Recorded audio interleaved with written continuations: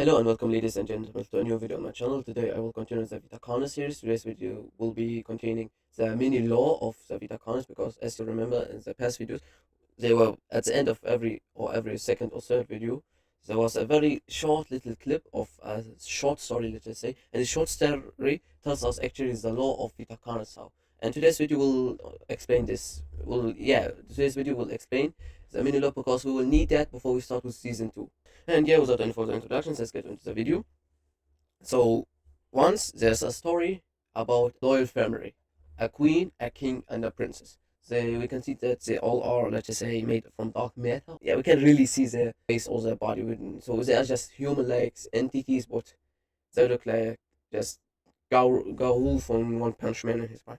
Yeah, and one time the family went onto a ship to on vacation time. I'm not sure why they went on the ship. The weather was so stormy that the boy fell off from the ship, and let's just say he was dragged by the water or by the ocean to an island.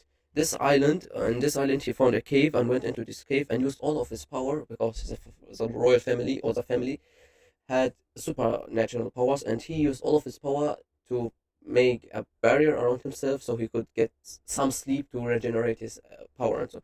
But literally, he took so long sleeping that it's been years and seasons and so on. And one time, the local entities, or the local people that live on this island decided to just visit. Not decided, yeah, they were preparing food for the winter, but they found out that the food that there isn't any enough food for them all, so they will have they will starve. Some of them will starve, or all of them will starve, because there isn't enough food on the island for them to survive the winter. But one time they went into this cave and they saw the princess in his deep sleep with the bear around him. Most of the local people there said, "Nah, he's probably dangerous. Let's just don't have beef with him. Leave him alone or something." But a small group decided to help him, and they woke him up and gave him food, so he regenerated very fast with the food. And so he thanked them, and he then decided to like show them his powers, and shows them his powers to show them that he's able to help them out if they need anything. And then they told him that they don't have enough food on the island, and they will starve. So the boy promised him that will he go, he built like a mini boat from horse. We can see the flag. The flag that he used is literally the Nutrico flag, black circle with red triangle in it, all the singularities. So, and he promised that when he will get back, he will bring help for them. And actually, this is how the story ends. The only problem is that the child, the child or the princess to be exactly, no, it's not really a problem. Here comes now what connects this mini story with the real Vita Carnis law.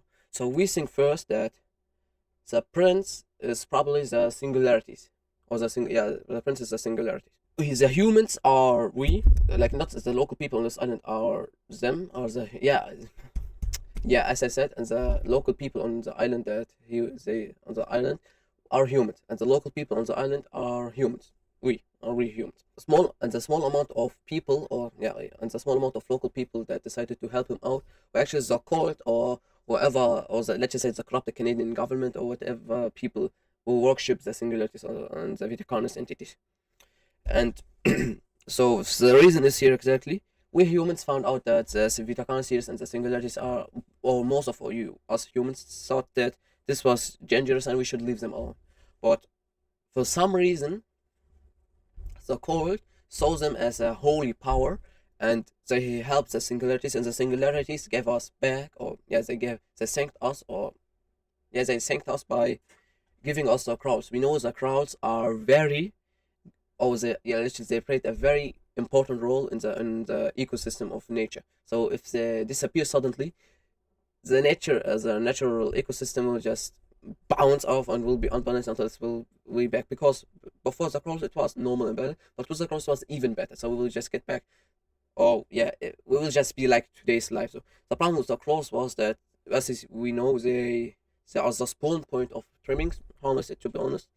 Harvesters, not harmless, never harmless. Monoliths also, probably the monoliths are actually, as we know, there are only 7 of them, and so we can't say they can spawn monoliths. And host of influence and the mimic. Yeah, so, and yes, the singularities are the princess, yeah, or the princess, let's just say in a nutshell, and the king and the queen are probably something even more powerful than the singularities that the singularity went to or connected to or send a message to, so they can come to us, and God knows when's the time. So we need to just to continue the Vita Carnis series. And this is actually so yeah, actually guys, this was actually the video for today. I know, very very short video, because mini law is very, it's kind of just that short. It was probably, yeah, I didn't even script it, I just know it. So some good story you could possibly tell for your children before sleep, without getting into the details. And so just for the best. So yeah guys, I hope that you enjoyed the video. Hasta luego, y see you guys in the next video. Adios amigos, amigas.